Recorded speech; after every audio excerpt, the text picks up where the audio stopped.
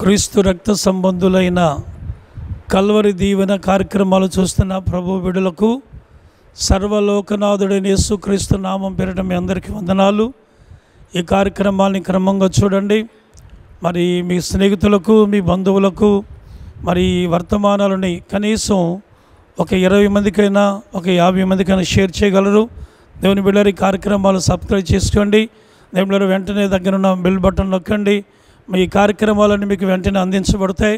మంచిది, అందరూ బాగున్నారు కదా. మరి దేవుని మాటలు విందామా? మీ కొరకు ప్రార్థన చేయగా దేవుడు నా హృదయములు నింపిన ఒక చక్కని విలువైన మాటను మీ ముందుకు తీసుకురావాలని ఆశపడుతున్నాను. అప్పుడప్పుడు దేవుని బిడ్డల చాలామంది ఎవరికైనా జాబ్ వచ్చింది అనగానే చాలామంది స్వీట్లు పంచిపెడతారు. ఎవరికైనా ఒక కుమారుడు పుట్టాడు అనగానే చాలామంది స్వీట్లు పంచిపెడుతుంటారు. పుట్టినరోజు అప్పుడు కూడా తీపి పెడుతుంటారు. దీనికి అర్థం ఏంటో అర్థం ఉందా? కానీ మనం అందరం కూడా పెడుతూ ఉంటారు, తింటూ ఉంటాం. మరి దీంట్లో ఆత్మీయ పాఠం కూడా దేవుడు మనం నేర్పుతున్నాడా?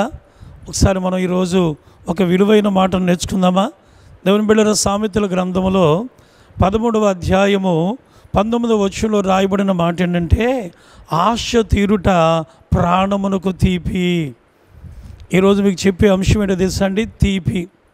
అబ్బా, ఎంత తీయని కబురు చెప్పేవరా, ఎంత మంచి మాట చెప్పావు. చాలా రోజులకి మంచి ఉద్యోగం వచ్చిందా, దేవా ఎంత మంచి కార్యం చేసావని చాలాసార్లు మనము కొంతమంది మాటలు వింటూ ఉంటాం కదా. అమలారా, ఈరోజు దేవుడు నీతో చెప్పే మాట ఏంటంటే తీపి. ఎప్పుడో తెలుసండి ఆ తీపి? నీ ఆశను, అంటే నీ జీవితంలో ఏ ఆశ కలిగిన నీ ప్రాణం ఉంటుందో బైబిల్ చెప్తున్న మాట ఏంటంటే, ఆశ తీరుట ప్రాణమునకు తీపి. దీంట్లో మీకు ఒక మొదటి మాట, విలువైన మాట, ఒక మాట చెప్తాను. అదేంటో తీసుకురా. 107వ కీర్తనలో 9వ వచనములో దేవుడు మాట్లాడుతున్నాడు. ఆశ గల ప్రాణములను ఆయన మేలుతో తృప్తిపరుస్తాడట. అంటే ఈరోజు నీ జీవితంలో ఆ తీపి నీలో ఉండాలి అంటే, నీ ఇంటిలో రావాలంటే, నీ బిడ్డల జీవితంలో రావాలంటే, నీ వ్యాపార జీవితంలో, నీ ఆత్మీయ జీవితంలో ఆ తీయని కబుర్లు, ఆ తీయని మాటలు, ఆ తీయని యొక్క ఉద్దేశాలు నీలో ఉండాలంటే మొదట నీలో ఉండవలసింది ఏంటంటే ఆత్మ సంబంధమైన ఆశ నీలో ఉండాలి. దేవుని పట్ల, దేవునితో సన్నిధి పట్ల, దేవునితో నీకు ఉండే సహవాసం పట్ల, ఈ ఆత్మీయ సహవాసం నీలో ఉన్నప్పుడు ఆశ గల ప్రాణములను దేవుడు మేలుతో దేవుడు తృప్తిపరుస్తాడు. వాక్యం వింటున్న తల్లి, చెల్లి, అక్క, తమ్ముడు, ఉద్యోగం లేదని బాధపడుతున్నావా? బిడ్డల పట్ల ఏదైనా బాధపడుతున్నావా? ఇంకా ఎప్పుడన్నా నా పెళ్ళి అవుతుందని ఆశపడుతున్నావా? ఈరోజే ప్రభువు నీకు ఒక శుభవార్త చెప్తున్నాడు. ఈరోజు దేవుని దగ్గర ఆశపడు. అమ్మా, ఎక్కడో అమ్మా నాన్న దగ్గరో, లేక అక్క దగ్గరో, లేక స్నేహితుల దగ్గర ఆశపడుతున్నావేమో, కానీ నీ ఆశ నెరవేర్చేవాడు దేవుడు. ఆ తీయని కబురు నీకు ఇవ్వాలంటే దేవుడు. ఈరోజు వాక్యం వింటున్న సహోదరి, ఈరోజు బైబిల్ అయితే చెప్తున్న మాట ఏంటో తెలుసా అండి? ఇదిగో చూడండి, దేవుని మాట మీకు జ్ఞాపకం చేస్తున్నాను. ఒక రోజున ఆగురు అనేటువంటి ఒక తల్లి తన కుమారుడు తీసుకొని అరణ్యంలోకి వెళ్ళింది. ఆ కుమారుడు పాపం అలసిపోయాడు, దాహం వేస్తూ ఉంది. ఆ పిల్లవాడు అడుగుతున్నాడు, అమ్మా నాకు దాహంగా ఉంది, నీళ్ళు కావాలమ్మా, నీరువమ్మా అని అడుగుతున్నాడు. పాపం కుమారుడు తన పొజిషన్ చూసినప్పుడు, ఆ కుమారుడు వైపు చూసినప్పుడు అమ్మకి భయం కలిగింది. వీడికి నీళ్లు దొరకట్లేదు, వీడు ప్రాణం పోతుందని ఏడవటం ప్రారంభించింది. ఆ తల్లి ఆశ ఏంటండి? ఆ కుమారుడు ఆశ ఏంటి? ఆ కుమారుడికి నీరే కావాలి. వెండిని అడగల, బంగారాన్ని అడగల, ఏదో ధనధాన్యాలు అడగలేదు. ఆఖరికి దప్పిక తీరడానికి నీళ్లు కావాలి. ఎక్కడున్నారు?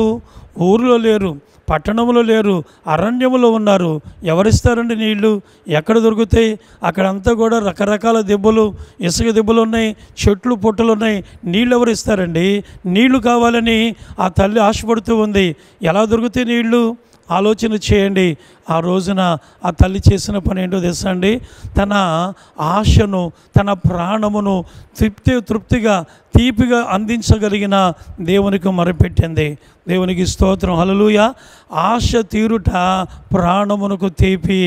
ఈ ఆశ ఎలా తీరుతుందంటే దేవుని ద్వారా తీరుతుందని ఓ చక్కటి ఆలోచన చేసింది. దేవునికి ప్రార్థన చేసింది. దేవుడు అంటున్నాడు, ఆమె ప్రార్థన, కుమారుడు ప్రార్థన.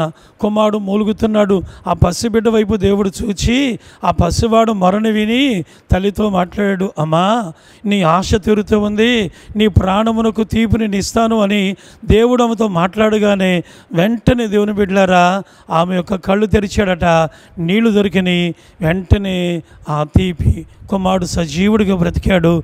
ఆయన ద్వారానే ఈ రోజున ప్రపంచములో చమురు బావులు అమలారా, ఏ రోజున గల్ఫ్ కంట్రీస్ ఉన్నాయంటే ఆ రోజున ఆ తల్లి ఆశ తీరి తీపి కబురు దేవుడు ఇచ్చాడు కాబట్టి, ఆ కుమారుడు ఇష్మాయేలు బ్రతికున్నాడు కాబట్టి ఆ రోజున ఆయన ద్వారా ప్రపంచానికి దేవుని బిడ్డలరా ఒక విలువైన వ్యక్తిగా దేవుడు బిడ్డలు చేశాడు.